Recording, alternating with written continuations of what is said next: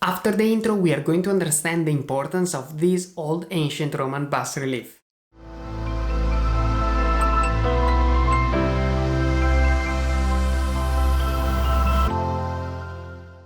Hi everyone and welcome back to Exploring Art. This is Alessandro. Today we are going to continue our journey in the ancient Roman art, looking at one of the oldest Roman sculptures works of art.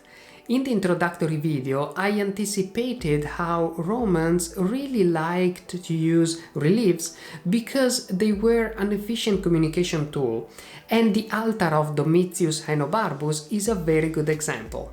Actually, we should call it Statuary Group Base of Domitius Ahenobarbus, since it's a series of 4 sculptured marble plaques which probably decorated a base that supported cult statues in the cella of a temple of Neptune located in Rome.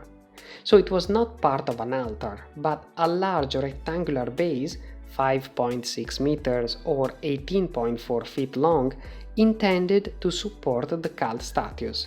The name Domitius Ahenobarbus is from a Roman general who vowed to build a temple for the god of the sea after a naval victory. The work of art is dated to the end of the 2nd century BC, which makes it the second oldest Roman bas-relief currently known. 3 of the 4 panels depict a mythological theme in a Hellenistic style, the marriage of Neptune and Amphitrite. The one I want to look at together today was added a bit later. We can tell from the difference in style, subject and material. And it depicts an important moment in the ancient Rome's life, the census. The relief, which is one of the first examples of continuous narrative style, is read from left to right, and it can be divided into 3 scenes: the recording of the Roman citizens in the register of the censor, the purification of the army before an altar dedicated to Mars, and the levy of the soldiers. The Roman census was a period when all Roman citizens were recorded.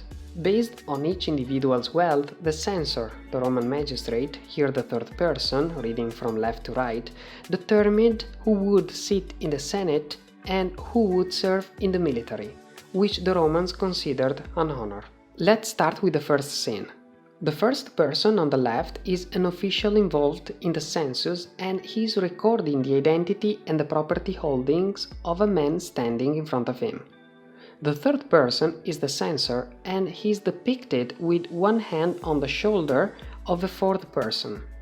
By this gesture, the censor accepts his declaration and renders his judgment, which concluded the process of assigning the individual to a class.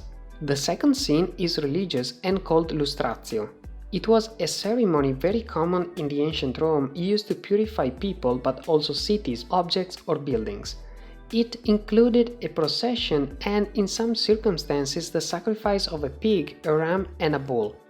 In this particular circumstance, the ceremony is used to legitimate the census, and it is presided by the censor, who is the figure touching Mars' altar with his right hand. And Mars himself is represented in full armor to the left of the altar. These could seem details, but actually they are very important.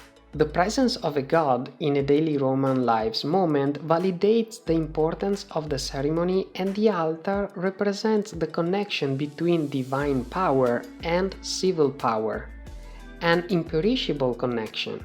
Mars touches a side of the altar, and on the other side there is one of the most important officials in Rome, the censor.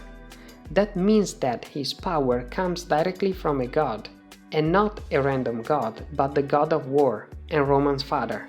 For all these reasons, Romans were really proud if the censor picked them as soldiers. Rome's strength was the army, and the motivation to be part of it was one of the best keys of its success. It's not a coincidence that in the last scene on the right we see 2 infantrymen and a horseman with his horse, so a military scene. Once again, the meaning is deeper. First of all, because the scene recalls the existence of classes in the society that reflected also in the army. The cavalry, in fact, was formed just from the aristocracy, while the infantry was formed with a lower level of citizens. Second, The two infantrymen that connect the second and third scene are the same that connect the first and second scene. That symbolizes how every civil and religious moment was still finalized to make a strong army, reinforcing Rome's strength. Read this bas-relief is literally like reading the foundations of the Roman culture and power. So I hope you enjoyed the video, and in the next episode we will learn more about ancient Romans. Ciao!